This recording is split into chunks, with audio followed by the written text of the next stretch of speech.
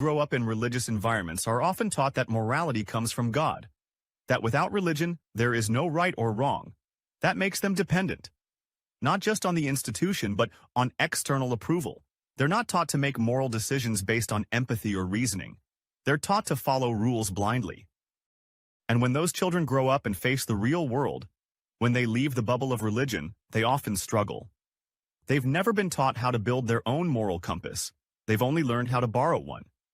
So when they find themselves in situations where the rules don't help, they feel lost. Or worse, they cling even harder to the rules, no matter how outdated or harmful they may be. Religion takes credit for the good behavior it enforces in children, but never takes responsibility for the emotional damage it causes in the process. Think of how many children are told that doubting their religion is a betrayal, that thinking differently is dangerous, that questioning is rebellion. This creates a psychological cage, one where the child polices their own thoughts before anyone else has to. It's a self-monitoring loop, a mental prison. And then there's the way religion handles identity. Children are told what they are before they even know who they are. You're Christian, you're Muslim, you're Hindu. Not because you chose it, but because you were born into it. That's not faith. That's programming. A child doesn't have the cognitive maturity to evaluate religious claims. So calling it a choice is misleading. It's not a choice if you're never given another option. This forced identity creates division too. Children are taught that those who believe differently are wrong, dangerous, or even evil. That plants the seeds of prejudice early.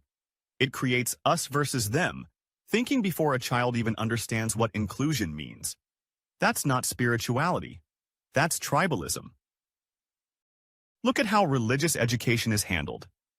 In many places, children are sent to religious schools or classes where critical thinking is replaced with memorization. Questioning is punished. Dissent is discouraged. And all of this is done under the name of spiritual growth. But it's not growth. It's indoctrination. And indoctrination is most effective when done early. That's why religion starts with children, because it knows that once a mind is fully formed, it's harder to control. Even the rituals play a role. Bowing, kneeling, repeating phrases, wearing certain clothes. These may look innocent, but they're part of the psychological conditioning. Repetition creates familiarity. Familiarity creates comfort. And comfort reduces resistance. It's not about belief. It's about forming habits that become automatic. And the earlier this starts, the harder it is to unlearn.